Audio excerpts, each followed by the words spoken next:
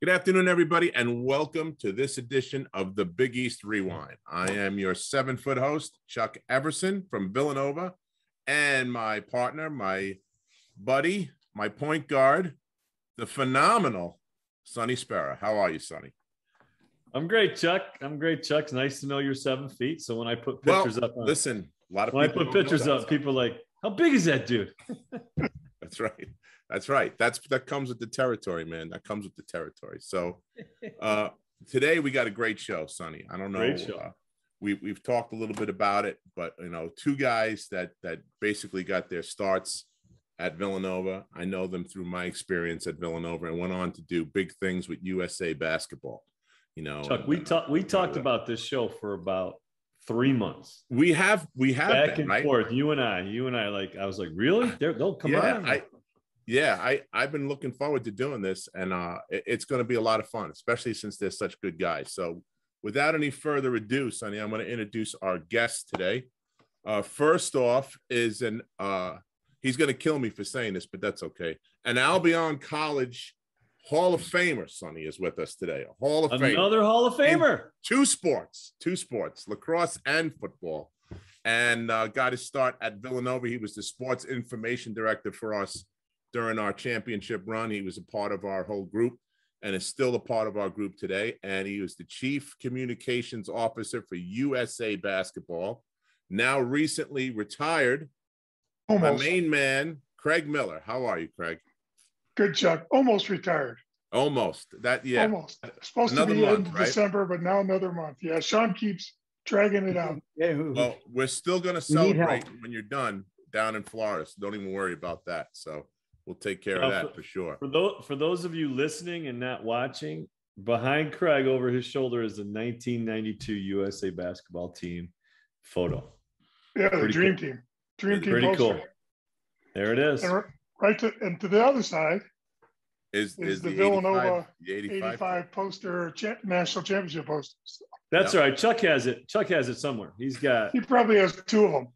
Come on. Look what he said. Well, that's true.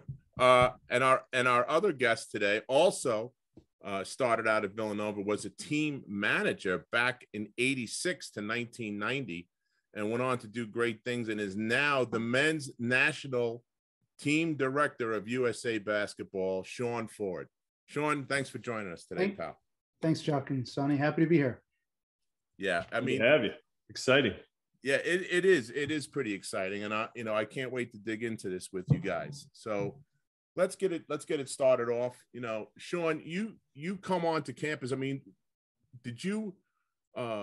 how did you get to be the manager at Nova when you started? And you came in with Tommy Grice and Rod Taylor and Barry Beckerdam, right?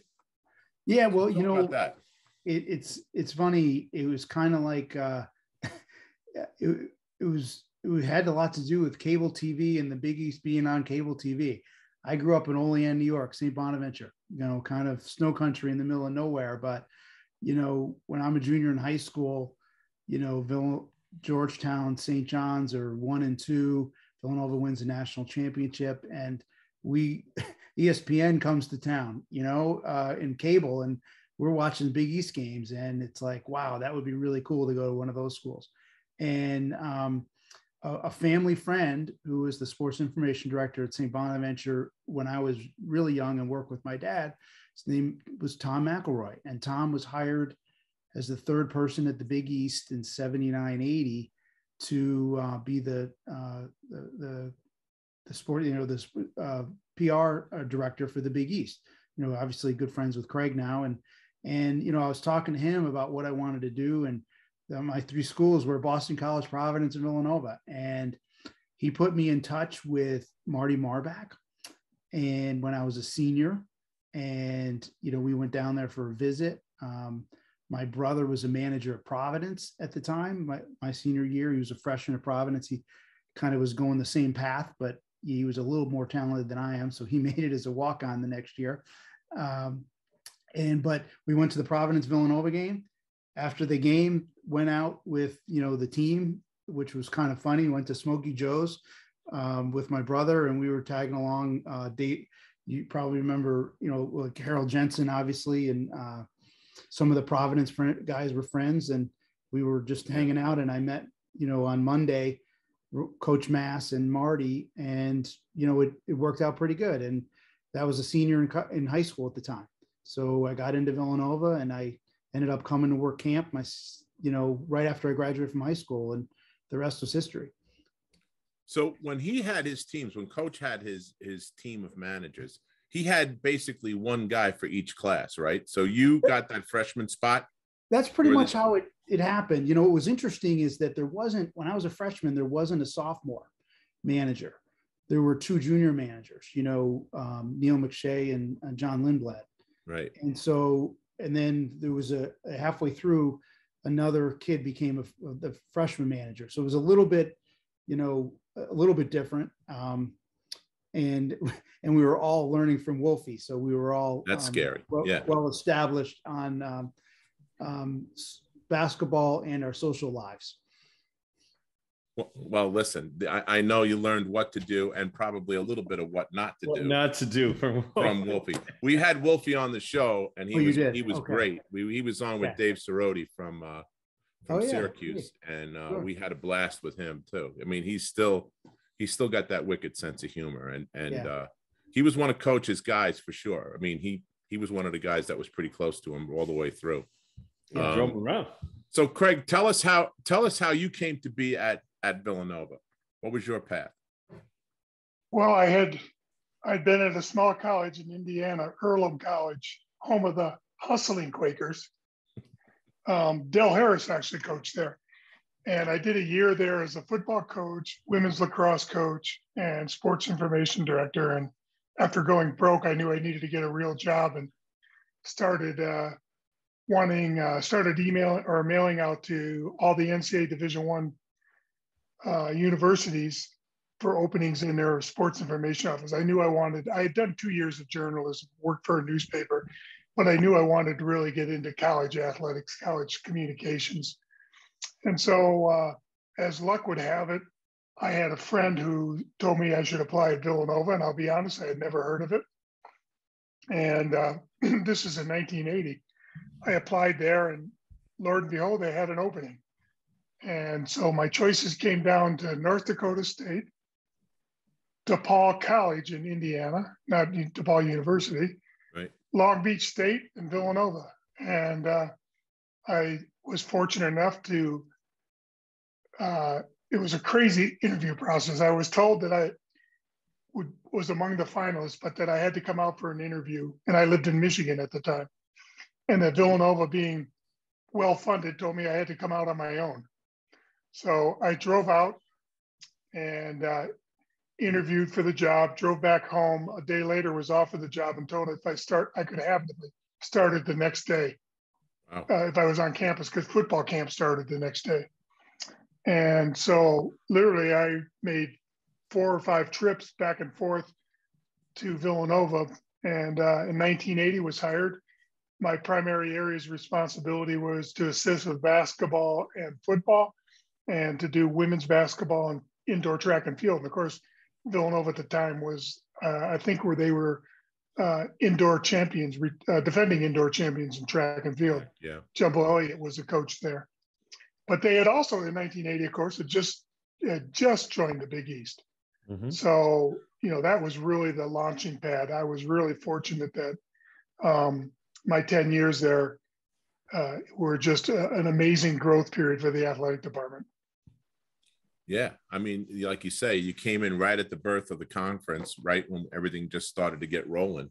And, and of course you worked for Coach Mass, as you moved up the ladder and started to handle, at some point you were the main guy for the basketball program. Yeah. Right? After a year, Ted Wolf left to go join the Meadowlands, who just opened up, and he became the PR director for the Meadowlands. Okay. And so I was interim. And I'll be honest with you, Coach Mass didn't want to hire me.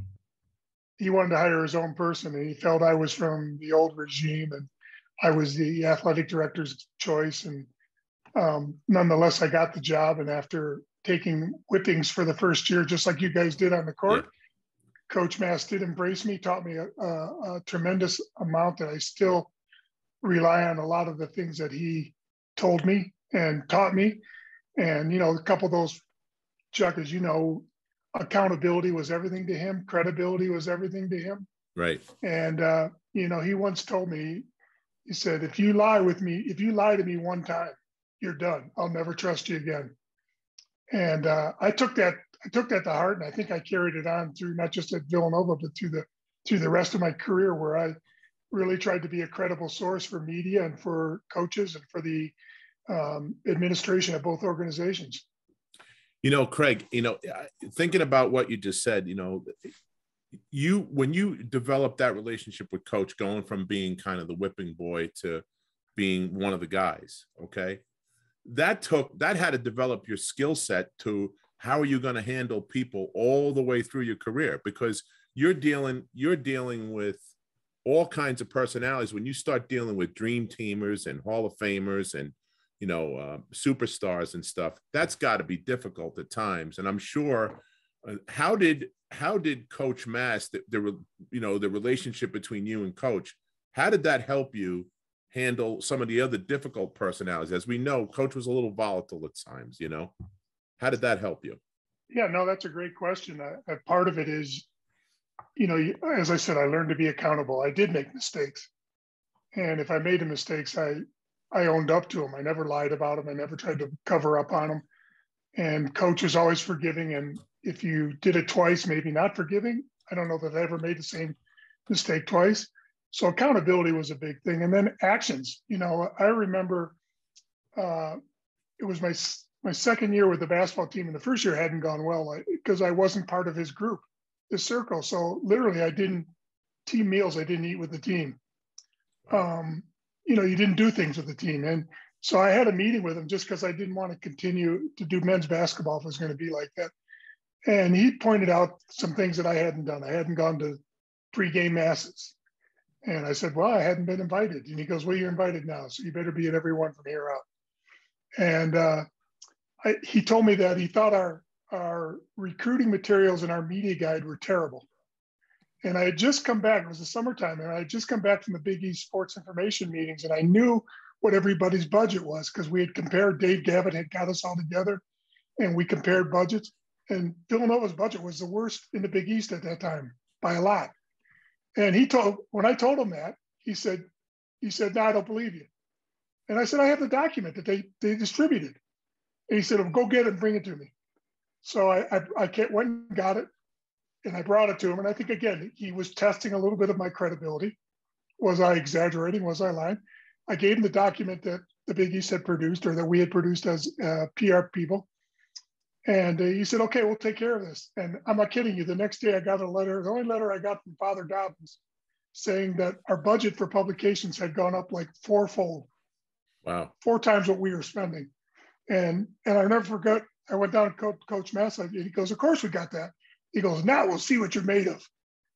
So yeah, it was, that was kind of things you learned. So I learned you have to put in the work, obviously, and then actions. Your actions speak the truth. If you're working hard and doing the right things, people will acknowledge it and see that and respect you for that. And, my career at USA Basketball has been really amazing. The coaches I've worked with, that's been part of the best thing. There's coaches that I never knew when I was at Villanova, but you would have thought they might have been from the dark side.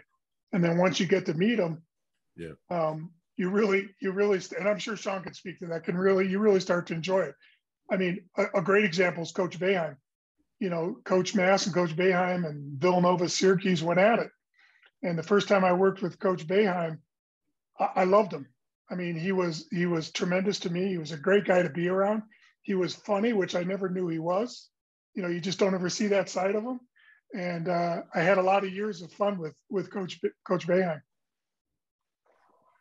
Sean, I got to ask you, since we're talking about Coach Mass, let's expand on that a little bit. Talk a little bit about some of your relationships with Coach Mass and share a story or two or whatever you like. But talk a little bit about Coach Mass. He was he really treated the managers really well, but he was incredibly demanding. And, you know, it wasn't just about basketball. We were helping in the office. We were gassing the coaches' cars. We would do dry cleaning runs if that's what we needed to do. But, you know, what's interesting looking back on it is that, you know, back then there were no director of basketball operations. You know, that wasn't a position that was established. And, you know, the third assistant was the part-time assistant, you know, and they were limited in what they could make. You know, the staffs were fairly small. Coach used to give us a lot of responsibility. That's my biggest thing that I remember. You know, it's one thing to work practice and to, you know, carry bags and stuff like that. But, you know, by the time, you know, I was a junior and a senior, you know, I was the one who was going to the bursar's office to get the cash to hand out per diem and doing the expense reports for a trip. And if a coach had receipts or with that, they were giving it to me and I was paying them out and I was doing the expense report for every trip. And, you know, the managers were working with the business office and communicating with the hotel on rooming lists and, you know, practice coordination on the road, where you're going to practice, what time, bus transfers, communicating with the bus, you know, and, you know, no cell phones, no email. So like, I remember all of those things, you know, was unusual at the time and still even more unusual now.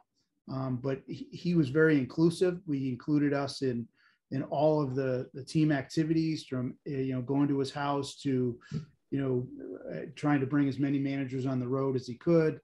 You know, and he worked us, you know, and he would let us know that, like, you know, we were like, you know, living high on the hog there, you know, and he would always kind of, he'd love to make fun of us, which, you know, we were good targets. So that was okay.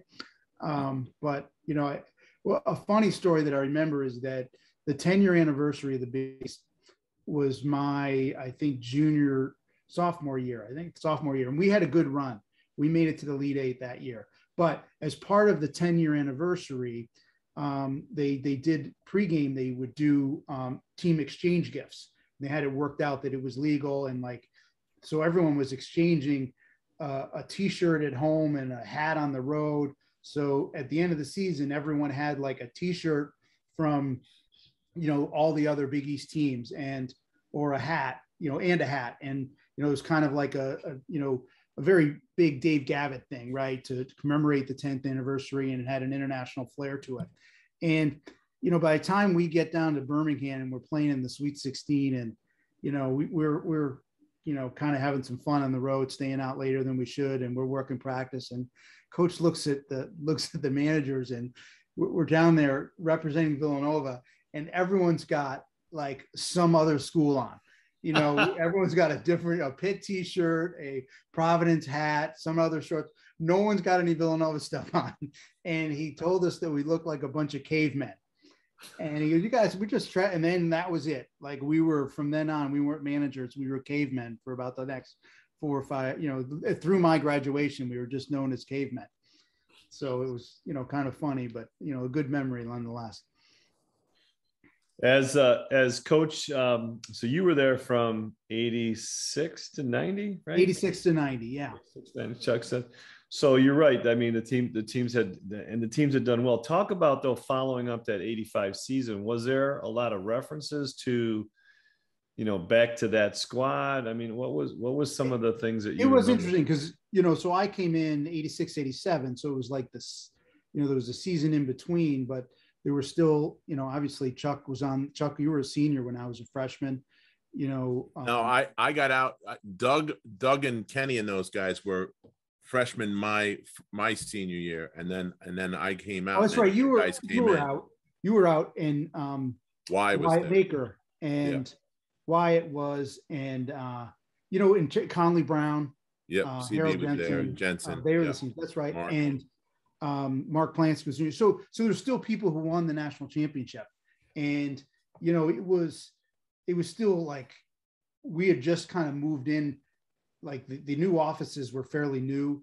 You know, the DuPont was kind of fairly new because I think it opened in March of 86. And so it's September, you know, it was towards the end of the year that it opened against Maryland.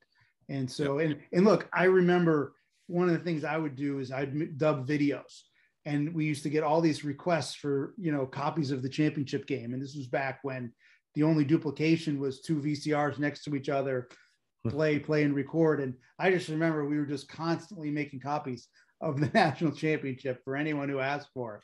So it was still a real big part of the program, you know, at that point. No question about it. So my next question is, what did you do going forward to get to USA Basketball? You know, for me, it was, you know, it ultimately was Craig, right? But I wanted to be an athletic director. You know, that was kind of like what I was thinking I wanted to do. And I left Villanova and I got an internship at Georgia Tech. And I was an intern for 1 year at Georgia Tech for Bernadette McGlade, who's now the commissioner of the Atlantic 10. And she ran all the sports programs there. So I worked for her. It was compliance and worked football, men's, women's basketball, baseball. It was a fun time to be down there. We won the national championship in football, or split it with Colorado. You know, Jason Veritek and Nomar Garcia-Parra were on the baseball team. David Duvall was on the, you know, golf team. And it was cool. It was eye-opening. And then I went back, you know, coach was like, well, you got to go up to UMass and get your master's in sports management. You know, Glenn Wong is the head guy up there. So Glenn Wong ran the sports management program at UMass, which is, you know, one of the top 2 programs. And he played for Coach Mass at Lexington High in Massachusetts, way back when Coach just started. So I went to UMass and got my master's, and I was fortunate enough to be a graduate assistant at UMass for John Calipari for 1 year, and got my master's. And it was a heck of a year, 92, 93. We went 30-5, 91, 92. We went 30-5. We lost to Kentucky the game before they played Duke in the Sweet 16. And I hate to say it, Sonny, we beat Syracuse in Worcester, if you remember. I talked to Hopkins about that game all the time. So I was there for 1 year, and then I went to the University of Cincinnati to finish my master's, and worked in the athletic department there in marketing and compliance as an intern. And, you know, couldn't find anything after a year, worked basketball camps all summer. They asked me to come back as another intern. Struggled again to find something. And, but in that time, Craig had recommended me in the summer for 93 to work with the World University Games in Buffalo, and as a manager to Joanne Scott, who was the man who ran the operations at USA Basketball. And so I volunteered for USA Basketball in 93. And then I volunteered again in the summer of 94 at the Olympic Festival, and then hosting Germany as part of the Dream Team 2 exhibition games, and got to know, you know, Jim Tooley, who, you know, ran the men's program, and Joanne Scott. And Joanne, who now, you know, you may not know who Joanne is, but Joanne works for Danny as the managing director of the men's NCAA tournament. So it's kind of funny how it all kind of comes full circle. So a job came open as the manager of basketball operations at USA Basketball in, you know, 1995. I started there in the job. You know, here I am. I'm literally 2 months shy of my 27th birthday. I have a master's. I've been out of school for 4.5 years, and I take a job as manager of basketball operations for $22,000. And I'm in. You know, I'm ready to go. And you know, wouldn't you know it, it's the only full-time, USA Basketball is the only full-time job I've ever had in my life. You know, I've been there since February of 95. So I was a manager through the 96 Olympics. Joanne left to go work at Nike. I was director of operations through the 2000 Olympics. And then Jim Tooley ran the men's program, became the executive director. And I slipped into the men's national team program after that. So it's, you know, I guess luck is when opportunity meets preparation. And I was ready and just happened to be in the right place at the right time. That's unbelievable, really. I mean, that's quite the story, you know? Yeah. Craig, let's talk about, Sonny touched on it. let's talk about a little bit about 85 and your relationship with the guys and some of the things that went on during that run. I mean, to this day, as you know, and a lot of people know now, that we're all very, very close through texting and everything like that. It's the only team that I know of, Craig, that's still in touch with the sports information director, the trainer, the managers, the coaches, and everybody is all on this thing. So talk about some memories from our 85 run. Well, it is a really special group, and I can say that with 40 years in athletic communications and another 4 when I was at Albion College and playing. It's a brotherhood for sure. No doubt about Coach Mass bonding us all together by, that season was the greatest season ever until the end, very end. It was a disappointing season, truthfully, as has been documented all the way along. And, I was fortunate. I came in, Villanova was a pretty strong team right when I started in 80, 81. They had Alex Bradley and Stuart Granger and John Pannone. And I very quickly got thrown into being part of the team. I was young enough that I could relate to the guys a little bit more and understand what was going on, I think. So I always really treasured being part of the teams, but certainly the 85 team was an embracing group. We had, as I'm sure everybody, and Chuck included, has alluded, so much fun. It was Coach Mass let you have fun, encouraged you to have fun. I think there was a saying that Sean and I have carried on: work hard, play hard. Yeah. And that's been true at USA Basketball as well. But it started with Coach Mass, and that season didn't really stand out to me until the last Pitt regular season game. And I remember we got beat pretty good, has been documented. Starters get benched second half. We're getting ready to go back, and we're in vans, and we stop it. And I still remember we stopped at a Wendy's and ate, and I was with Ed and Dwayne and Gary and a couple other guys, maybe Dwight. And I remember sitting around the table eating with them, and they were like, "Man, we'll be lucky to make the NIT. This isn't how I wanted to go out. We were supposed to go out," especially Ed and Dwayne and Gary. We were supposed to go out champs, and how quickly things turn around. We have to win one game in the Big East tournament to just make the NCAA tournament. And then, of course, we make the NCAA tournament, and we're so lucky we get to play Dayton at Dayton. And one of the media guys came up to Coach Mass, and I don't remember if it was a press conference or one-on-one on the court, but they said to him, "You realize that Dayton is 18-1 at home this year," or something crazy number like that. And Coach Mass, without missing a beat, who was the best at comebacks, and you wouldn't think so, but he was, said to him, "Well, that's great, really great, because we're the home team and they're visitors. So that means technically we're 18-1 here." And it doesn't really make sense, but it completely spun the media guy off the track of, "You guys are in trouble." And of course we win that game, and then we go on and beat Michigan, and all the rest has been documented. And it felt like, to me, each game we won, the load got lighter, because it was like, well, we shouldn't be this far. We're not supposed to be this far. Nobody's expecting us to be this far. And the team just kept having fun and playing loose.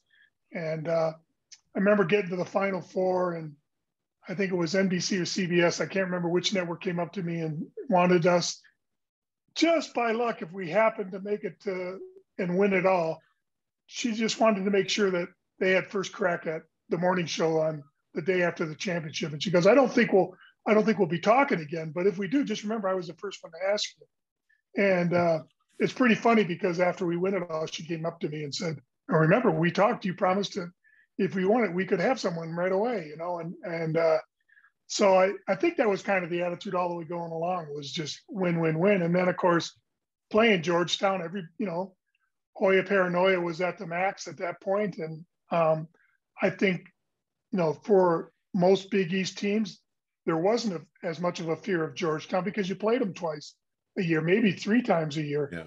And, I know Ed had played them for 4 years, plus played Patrick in high school. So there wasn't quite that intimidation factor that they would have had over a non-conference opponent. And I really think that benefited us when we got to the championship game. And then, the final part of that, of course, is Coach Mass just being the master motivator. And, he always found a way, to me, it seemed like, to take the focus or pressure off the team and put it off to the side. And, consequently, the team would be relaxed and play up to the abilities that, even probably the team wasn't totally aware that they could play to. Well, Craig, you realize what happened, right? Dwayne, Gary, and Ed all came there because your enhanced recruiting brochures brought them on campus. I didn't want to self-promote, but take it. You're accountable. Right. Hey, I did come up with the Stu Granger, put him in a horse, a white horse, a mask, and did the Lone Granger All-American Flyer. And I think that had a lot to do with it. There you go. Now, Craig, now that you mentioned that, because I remember that poster coming out very well. I remember the whole thing. Was there any was he all right with getting on a horse and working? He's the guy from Brooklyn. I mean, absolutely not. Never been on a horse. And the horse it was Jim Brown's, who was our business manager. It was a horse on his farm and the land that he was living on. And Stu had never been on the horse ever. And let alone, we get him in a white mask and we put him on this horse, and the horse starts moving, and he's looking around like, what do I do? Get me off. Everybody there, the photographer, everybody says, well, just lighten up off on the reins. You're scaring him by pulling the reins so tight. And so he kind of did, and the horse was still moving around. We managed to get Dave Koski, I think, took the photos, if I'm not mistaken. That's funny. And we managed to get a great photo of it, and it got a lot of notoriety, which is what you wanted for Villanova. Right. You're trying to, and Stu is a good guy about the whole thing. It was a good play on words, the Lone Granger. He still is called that in some circles. It was pretty good. It was pretty creative. Whoever came up with that was great. Awesome. So Sean, now that we get to the USA team and you're working with these guys, what are some of your early memories of some of the players that you had to deal with, and how was that coming from being a manager at a program and then being an intern, and now all of a sudden you're working with these players? Now at that point there was still some college players, right? Or was that already done and the pros were already involved? Your pros were already involved, but you got to remember, we're dealing with multiple levels of teams at USA Basketball. So every year, you have some high school teams, you have some college teams, and you have some professional teams. So, you're dealing with different groups, but, it's funny. A lot of the things like Craig, said earlier, a lot of the things that, was ingrained at Villanova, and some of the things that were learned, and the accountability, but the trust factor. I mean, I still to this day feel like my job is to earn people's trust. Okay. And then, but the thing about trust is that you never stop earning it.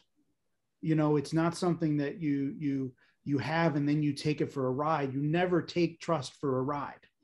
Okay. You just rely on it. Okay. When needed, because they know that you're being honest with them. So I think that's, one of the things, another thing too is, and what I learned, with Coach Mass and the coaches is that if you were going to work for someone and be held accountable and do a lot of things for them, it's a lot easier if you start thinking like them. Okay. Because then they might not need to have to ask for things, like a lot of people say, hey, are these people high maintenance? And I look at it really, succinctly, that when you talk about maintaining people, you're really talking about how are you dealing with their requests, because maintenance is when people ask for things that they want. And I think our job is to put them in a position where they don't have to ask for anything. Try to get to know them well enough and prepare enough to where, you're going to provide what they need. And if it's not provided, it's an extreme request, and you can fall back on the trust that you've built up and say like, hey, let me look into it, but I don't know if we can do it, but I'm going to try. And, you know, if you can do part of it, or if you can't do it, you can explain why, and you can fall back on the trust. So, you know, I feel like that's kind of how you deal with every team and every person, whether they're a player, you know, a medical staff, a coach. You earn the trust, you keep their trust, and you try to be prepared enough to, you know, keep them low maintenance. I mean, as a manager, and as, you know, our whole job at USA Basketball is to allow elite level coaches and elite level players to, you know, do their jobs and do what they're good at, and lead and take care of everything else, so that they only have to focus on, you know, the job at hand for them.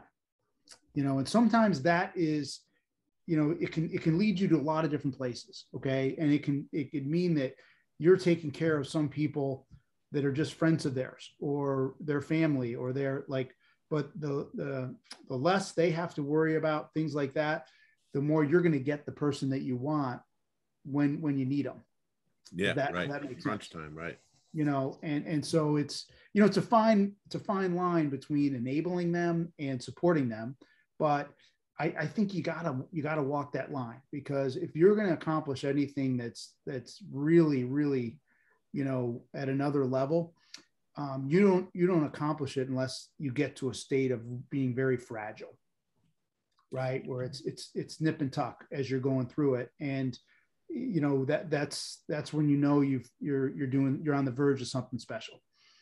Do guys come in, Sean, with like a different type of attitude? Like on their teams, they're the best guys on their teams, or one of 2 or 3 best guys on their teams. Now, this is like elite. So now when you bring these guys together, you know, they kind of have to give up a little of their game to get to the common goal of winning a gold medal, or winning a championship. It's difficult. You know, it is really difficult for everyone. It's difficult for a player to sacrifice, and it's very easy to verbalize what you want to do. It's another thing to actually have that lead to actions, you know, because it's hard. It's really hard. And I think it's our job to make it easier for them.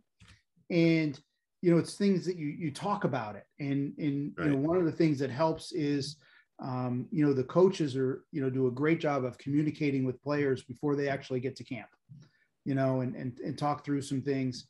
But it's hard. The one thing that helps a lot for us, the more elite that we get when we get to the World Cup and the Olympics, majority of the players we've had since high school. You know, we've had them come through in high school, in a little bit in college. You know, we knew them, we know them, and there's a trust factor there. So, you know, again, we're building trust at another level, but you have the ability to cut through a lot of things and talk to them and say like, hey, you know, this, you know, here's what we're going to need from you. And, you know, and look, for us, you know, we never win something really big without everyone at some point helping us win a game, you know, and that's really what everyone's going to have their moment, you know. And what we, you know, Jeff Van Gundy came up with a great line. He said, you know, when you play for USA Basketball, no one asks how many points you had. They just ask, did you win? And it's true. Hey, Chuck, I'm sorry. I just want to add one other thing. Sean has hit on some really important things, but I think he's underselling the value that he's put in the program. It's not just the winning the gold. It's the fact that these guys come back again and again. If it isn't a great experience, they're not coming back. Right. And Sean makes sure he does. He makes sure it's a great experience for our players. And I think any player you talk to will tell you that it not only was winning great, but they were taken care of the way that you would hope that they think they should be taken care of. And Sean won't say that, but he does a tremendous job of, as he said, anticipating every need that they or the coaches need and making sure that they have it. So again, to me, the proof is you ask these guys, would you come back for the next Olympics? And almost all of them would say yes, even though some of them never do because of aging or because of injuries or turnover. But it isn't because they don't want to come back. They want taste of it. They're ready to come back. And that experience, guys, goes right from the littlest things like accommodations and having the right, things around you from food and everything else, right? When you're in a foreign country and you're not used to being there, you got to really think of all that stuff then, I guess, huh, Sean? It is, we bring a chef, we make arrangements for players to get haircuts. I mean, it's not as easy, for the players, you have different voltage over there. It's hard to hold clippers still. You can't trim yourself. Like we try to get them haircuts before we leave the country, and we time it out. And, we actually in Tokyo, because of COVID and all that, it was really hard. We got in touch with the Air Force base that was about an hour away from where we were, and got one of their barbers from there that was trusted, and some international players who play professionally in Tokyo had used them, and he came, and then some people kind of tried him out as okay, and because it's a big deal, but those things, that's the thing, it's really important. Wow. So all those little things make a big difference. So Craig, I got to ask you, we got to go into the dream team. I've been dying to get into some of this.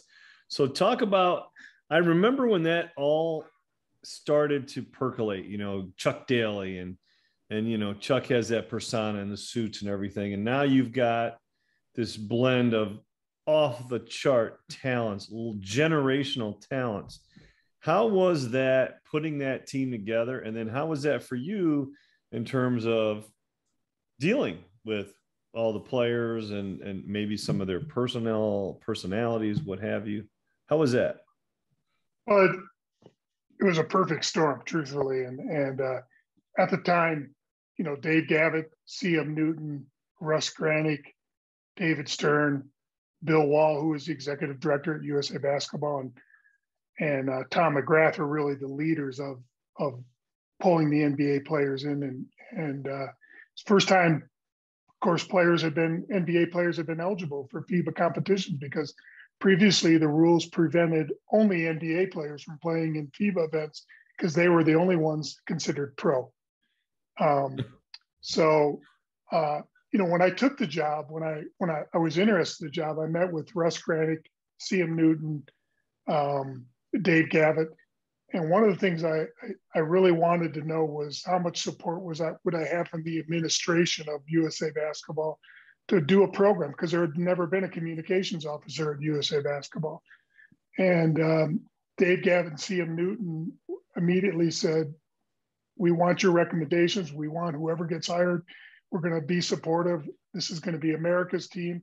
So they had already thought ahead of where they were going and knew that they had to have an open door policy to some degree. And, every component needed, Chuck was a great hire. You had PJ, you had Coach K, so you had an amazing coaching staff ready to go. And the players themselves, it was a different era. The players themselves didn't have million followers on social media. Their following really came through TV and through their games, which even back in '92, basketball wasn't as heavily broadcast as it is today. Today you can find almost any team playing every night. And back then, you had to be the premier teams and premier games. So it was a different time, but the other thing was, it was unknown. Had we known what was going to blow up and how it would blow up, I'm sure it would have been much more pressurized and a lot more meetings and a lot more planning. But we did the basics, and then we flew with it as we went along. As things got bigger and bigger and bigger, you were just kind of riding that crest and trying to make sure. My job, I was trying to make sure that players were accessible, that media had access to practices, so they felt like it was America's team and they were living the history and seeing the history. I remember after the first 2 days of practice in San Diego, as luck had it, when we let media in, it was toward the end of practice, and all that they were getting was the team shooting free throws. and the San Diego media started calling it the Olympic free throw team. And I went to Russ Granick and CM and Dave Gavadigan and Chuck Daly and said, hey, we got to get media in for more than just the free throws at the end of practice. And to Chuck's credit, he said, okay, well, we'll do some weaves and some drills, some shooting drills at the end of practice. I'll throw them in there and they'll get that. And that completely erased the free throw Olympic team, but it gave everybody a great feel. And of course, we had a contingent following us, and then it just became, each step became more historic. The select team winning the one game against in a shortened scrimmage against the NBA guys, and then we went to Monte Carlo, and it kept growing and growing, and you look back on it, and by the end, it was so much bigger than anything else that you could ever imagine. But even though we knew it was going to be big, did we know it was going to be that big? No, absolutely not. I don't think anybody who says that they did would be lying. Well, at the time, right, there was some definite controversy. I mean, Magic Johnson was HIV positive and had retired from the NBA, and there was NBA guys that were talking sitting out. They won't play against him. Now, here you are putting that team together. Now, I don't know if anybody on that team had that stance, but that had to create some challenges for you. Talk about that a little bit. Well, truthfully, the NBA helped clear a lot of those roadblocks because of the fact of him coming back for the All-Star game and playing. Certainly his friendships with Michael and some of the other players made it much easier because they were supportive of him. They weren't worried about it. And this is a period, if you go back and look, was a pretty ignorant period on AIDS at that time. Exactly. There wasn't much knowledge of it. There were, I think it was Australia that said they wouldn't play us originally. They came out and said that if we had to play them. Yeah, there was a lot of stuff swirling around there, and it wasn't right. It was going on. But I think, when Michael spoke or Charles spoke, it carried so much weight that it just alleviated. And I think the All-Star game, if I remember right, was right before that.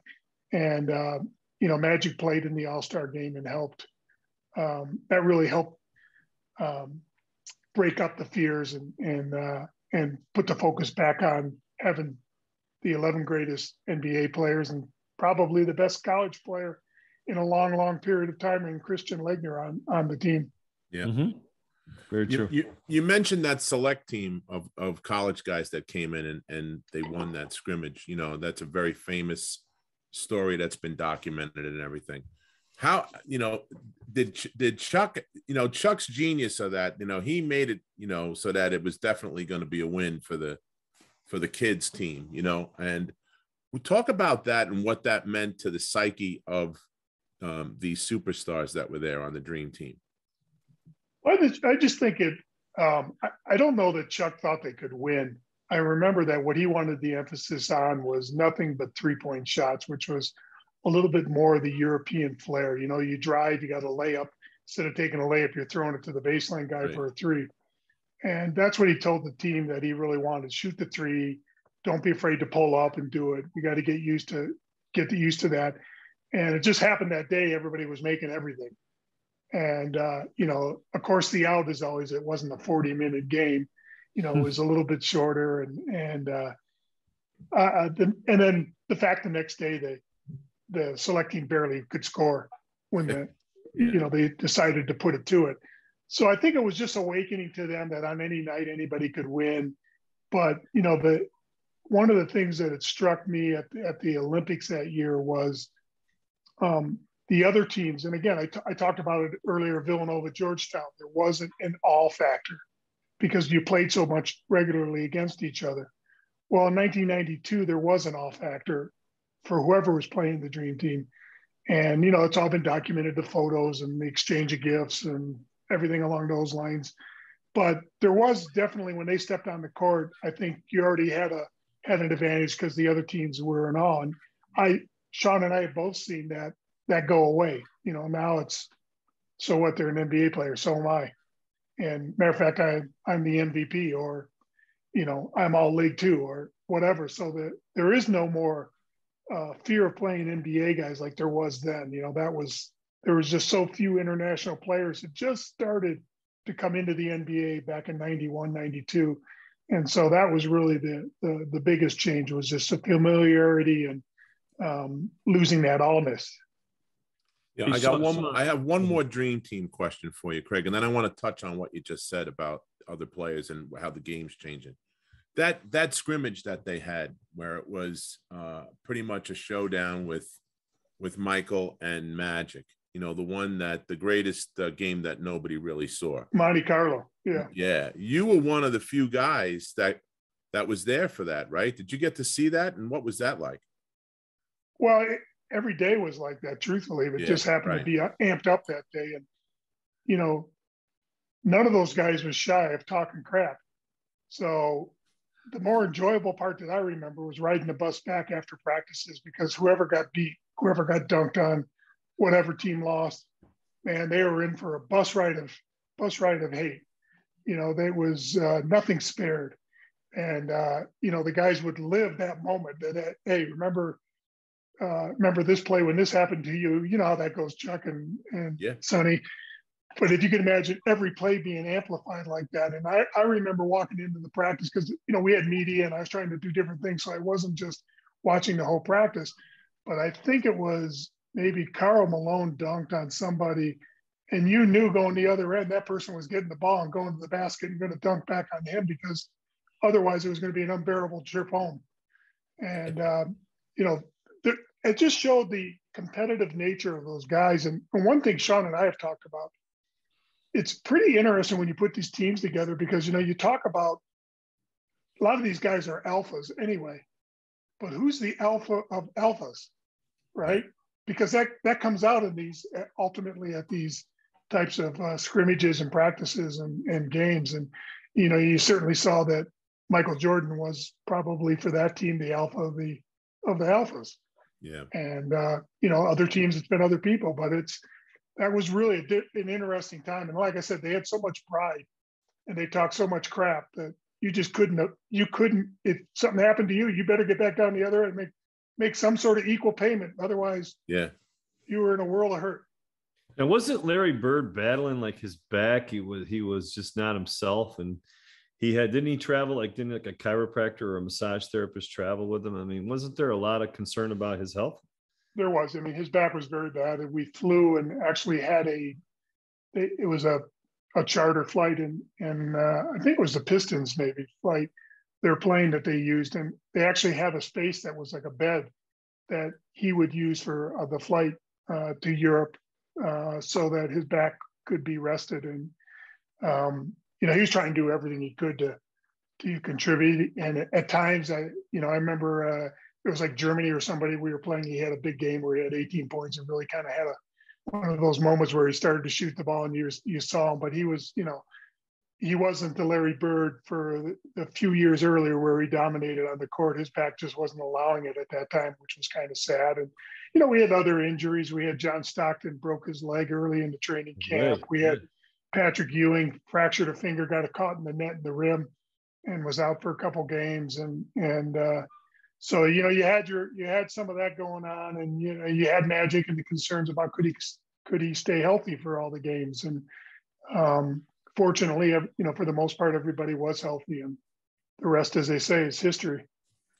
Sean, Craig mentioned, a little bit, and I wanted to go back and touch on it, the awe factor of playing the NBA guys. And now Europe, the evolution of the game is more of a European style of play now, and the evolution, it's not a guarantee that United States is going to come in and win. I mean, we saw that it was a tough battle this past Olympics that you guys got to enjoy the victory. But talk about that and how that's changed, and kind of how the rest of the world is starting to catch up or has caught up. It's really interesting. Yeah, absolutely. What you find though is that when you get to, the quarterfinals, of the Olympic Games or the World Cup, you're playing against other NBA players. All the starters are pretty much NBA players, or 4 of the 5 starters. And those that aren't, they choose to not play in the NBA because they can make more money where they are over in Europe, but they're that level of player. What we find is that when you get to that, the NBA has changed over time also. I mean, the shot making in the NBA right now is off the charts. I mean, the shots that the guys are making, but the freedom of movement that goes on in the NBA, and some of the lack of physicality. Well, the international game is incredibly more physical than the NBA game. So it's like you're playing a little bit of a different game. And, we're finding out that, like, the 48-minute game versus a 40-minute game is a lot different. You have less possessions. You can't coast through the first quarter like you can in an NBA game. You can't, the games finish easier because you can't call timeout. You can't stop play with a timeout. And, NBA players, when they play for their country, they got a cape on, right? It's a lot different. When they're playing for their country, they're top dog, and it's hard. It's really hard. And, we need some of that alpha dog. We're not used to playing, defense against, a team that's running offense as opposed to running ISO. There's no illegal defense in the international game. So, people are zoning up certain players. We're not used to, we're probably having to defend, rather than one pick and roll, we're defending, 4 and 5 pick and rolls on a possession, and probably 3 to 5 more passes per possession, which means, 3 to 4 different more decisions of possession that the NBA guys aren't used to making. And so it's a real different thing to get them up to speed and playing against these guys. So yeah, it's a different game. It's played at an incredibly high level. And, we have to play as a unit, and we need some alpha dog. You talk about that. Kevin Durant was the alpha dog this summer. He was just at another level. And you realize when we have these teams together, it's amazing how good, the top 10 to 15 to 20 players in the NBA are. It is just amazing how good they are. And it looks too easy when you watch it. It looks really easy. And, you get spoiled. You don't realize how fast NBA players are playing and how fast they're running, because they're all moving fast. So it's not like one is significantly faster. They're all moving fast. But the pace of that game versus a college game is like night and day. But they're just the physical size, right? They're always sprinting. Like a lot of times, in a high school game, some college games, not all college games, you can tell when a player is jogging and when he's sprinting, because of the exertion of effort when they're sprinting.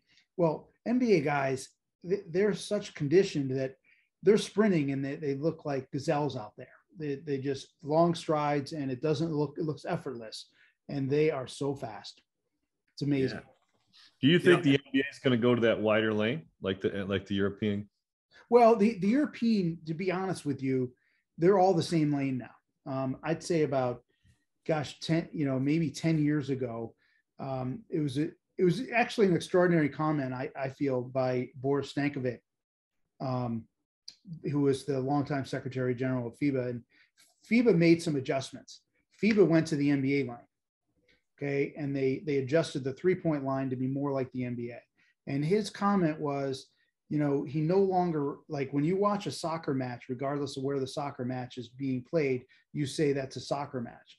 Where it got to be a point, and we'll never get fully away from it, but it got to be where, like, okay, that's an NBA game, that's an international game, that's a college game. And he was like trying to get to like, hey, why don't we have the court look alike so they can say it's just a basketball game? Right. And, the trapezoid lane, what's interesting about it, Sonny, is the block, the lower block, the trapezoid lane versus the NBA lane, the lower block was really like less than 6 inches of difference, just the way the angles went. so the block stayed the same. He just kind of squared it out rather than triangle. So it's been that way for a long time. I don't know that there'll be many more changes. I think it'll be like kind of how it is, moving forward. Yeah, I mean, and you talked about the difficulty and stuff of playing in that, and how good these guys are. How good were the guys? They came this year was a little bit different because they came the championship series was a little later than usual because of all the stuff going on with COVID, right? You had guys come literally right from the championship right to the Olympics, right? That's Pretty right. much. That's right. Yeah. Chris Middleton, Drew Holiday, and Devin Booker, they finished up in the championship game. So they didn't participate in any of the training camp. And we arrived in Tokyo on a Tuesday. They didn't get there till the following Monday, Sunday night, Monday at, about 1:30 in the morning. And, that later that day at 9:00 in the evening, we played France in our first game. Yep. And they played in the game, and they actually played well, but they participated in the shoot around, but they never really practiced with the team. And so, we had our work cut out for us, but the good news is that they were in great shape. So it wasn't a conditioning thing. And all three of them are such elite players that it wasn't an issue to get them going. It's funny. One of the lines for Coach Popovich was, and I think that everyone really bought in on this. The other teams were who they are. Like they weren't going to get any better at the Olympics, but we had the ability to get better each game. And, that's kind of what we focused on. And we played our best game last when we had to. Okay. So last question, guys, we're running up against it, and I appreciate both you guys being here. Talk to me about what it was like to win your last Olympics, Craig, for you. And I'm sure you've got many more, Sean, but to be with Jay and be able to share that experience with Jay Wright. As you guys are both Villanova guys, what was that like for you guys? Go ahead, Craig. I don't know if you know, but Jay and I lived together for 2 years when he was at Villanova and I was sports information director. He was maybe the part-time assistant or grad assistant. And I had this duplex right off of Lancaster, a couple miles from Villanova. And we had it was a 3-story duplex, and the top story was the pitched ceiling. Mm-hmm. And there was a bedroom up there. And I had another roommate. My brother was living with me, and Jay took the third bedroom upstairs, and we had no air conditioning. And you know how hot Philly would get, let alone being under that roof. We called it. You could tell him. We called it the prison cell. And he'd come out of the prison cell just sweating without even having worked out at all. So I got to know Jay pretty well during that period, and then. He's been involved in USA basketball on and off. And it was such a great experience to finish my USA basketball tenure with him. He's so genuine, and he's so basketball smart. And he's just tremendously fun to be around. I can't speak enough to him. Whether he's head coach, assistant coach, grad assistant, he's the same guy that he was in 1987 in the prison cell up in the attic, sweating it out with us. And it made it much more enjoyable for me to be with him and be able to share some stories. And, his wife has been a good friend to me through the years as well. And I know all that he sacrificed to do this. And to me, it was really rewarding to see the coaching staff in the locker room celebrating the gold medal. And it was different than other Olympics because, as Sean just spoke to, it wasn't assumed that we were going to win. We had to play well. We really had to battle. Coaches really had to coach, and it's a credit to Coach Pop and Coach Wright what they gave and what they did. And for me, I couldn't end it on a better note. I really couldn't. How about you, Sean, being there with Jay? Yeah, it was really special. I mean, what's funny is I remember driving Steve Lapis in, the summer of '87 to Trenton, New Jersey for the Eastern Invitational to go recruit. And we were watching Mark Dell play on an outdoor court. All right. And what's really funny is Stan Van Gundy was officiating the game. He was a counselor at that thing. Funny, right. And, but we were really there to pick up Jay, who was an assistant coach at Drexel, to bring him back to to Villanova's campus, because camp was going on, so that coach could hire him as, the part-time assistant, because, I think Marty had just gone to Fairfield, or Marty had gone down to Canisius. Yeah. Canisius, and so like that was kind of fun. And then, for 3 years as a manager, I worked for Jay. I mean, I used to do his dry cleaning, gas his car, do the tickets with him, like anything he wanted. Like I was his guy. So to go full circle and, to be at that, and, it's not easy being the lone college coach.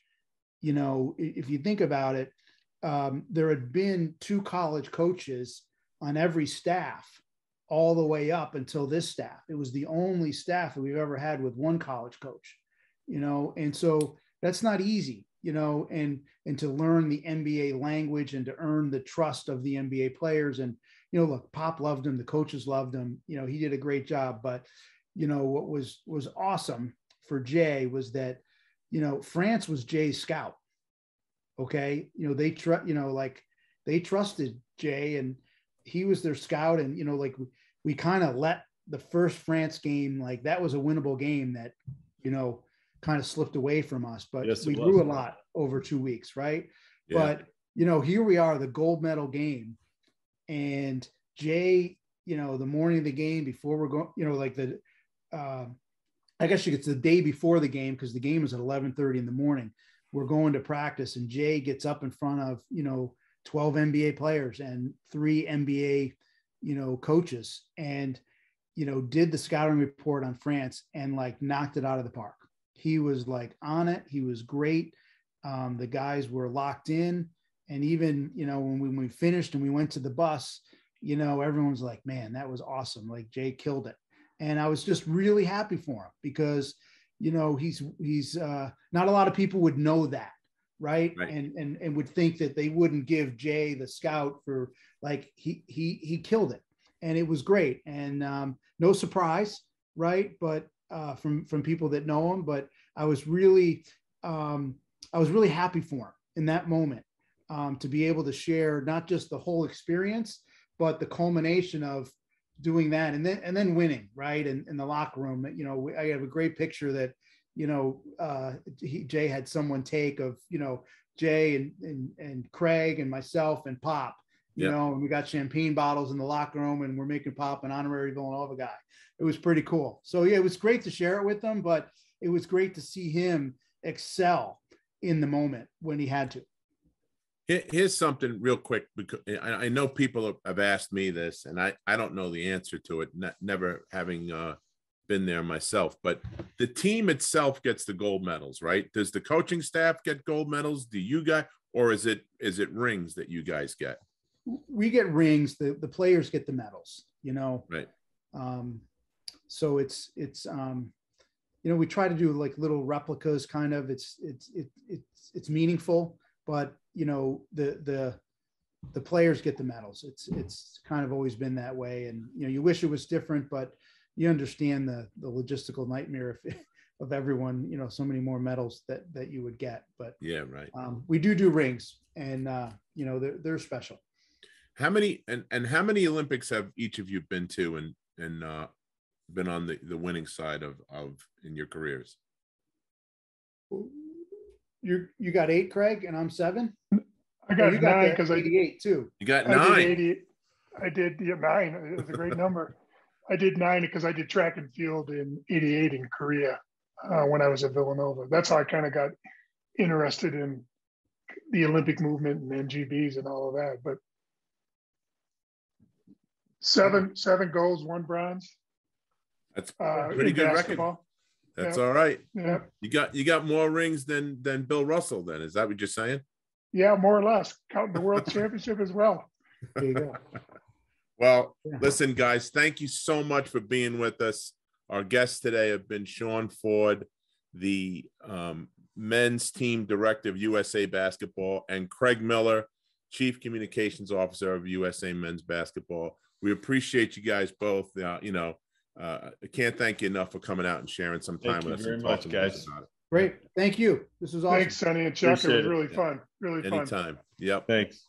You've been listening to the Big East Rewind with Chuck Everson and Sonny Spera. The Big East Rewind is produced and directed by Nick Chico Chorus and Daryl Gurney.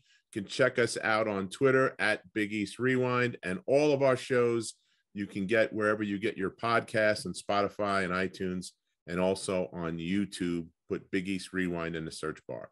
Thanks a lot for joining us, everyone. Have a great night.